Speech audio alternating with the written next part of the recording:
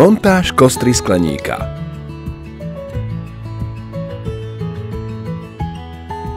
Ako prvé si pripravte potrebné náradie.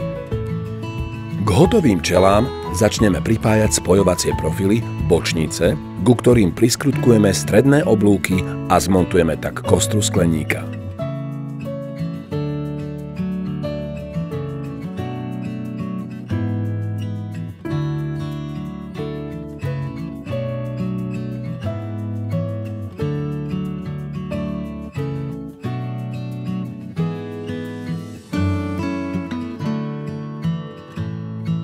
Základom je správne ukotvenie samotného skleníka. Skleník Galerika je možné ukotviť k zemi pomocou kotviacich nôh. Tie sú súčasťou základnej výbavy. Aby montáž prebehla bez komplikácií, pozemok pod skleníkom musí byť v rovine. Skleník na šikmom pozemku by vám mohol ľahšie poškodiť vietor. Vyhlbíme dva jarky v šírke rýľa s hĺbkou 30 cm v želanej dĺžke skleníka. Do jarkov následne osadíme skleník na kotviacich nohách. Ak ste vo veľmi veternej oblasti, môžete kotviace nohy dodatočne poistiť napríklad použitím ohnutej armovacie ocele. Ak skleník neplánujete počase premiestňovať, môžete použiť aj rýchlo schnúci betón. Pred montážou strešného polykarbonátu si zmeriame do diagonály rohy konštrukcie a prípadné nerovnosti vyrovnáme. Strhneme ochrannú fóliu z polykarbonátu, ktorým zakrieme strechu skleníka. Konce dosiek prelepíme izolačnou páskou. Priskrutkujeme prvú dosku polykarbonátu.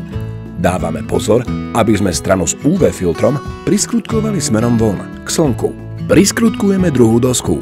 V strede, kde sa polykarbonáty prekrývajú, ich priskrutkujeme k oblúku pod nimi. Namontujeme kľučky, madlá, plynové otvárače a háčiky na obidve čelá.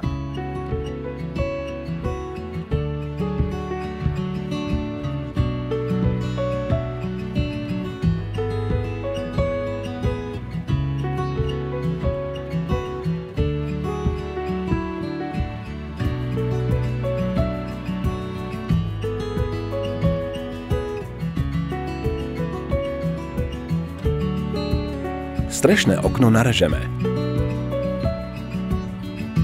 Oblepíme páskou a vybavíme plynovým otváračom.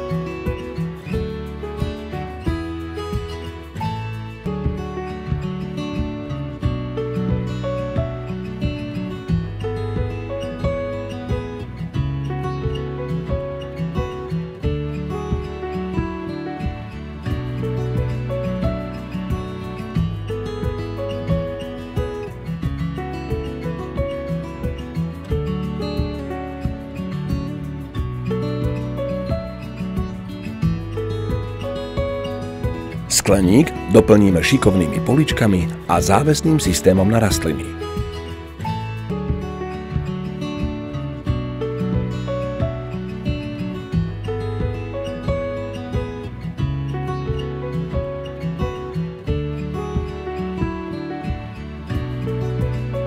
Kotviace nohy zahrnieme zeminou, utlačíme a voilà!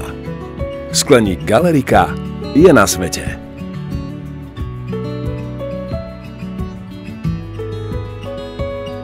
Kliknite na web www.galerika.sk a vyberte si svoj skleník ešte dnes. Galerika podporí vaše umenie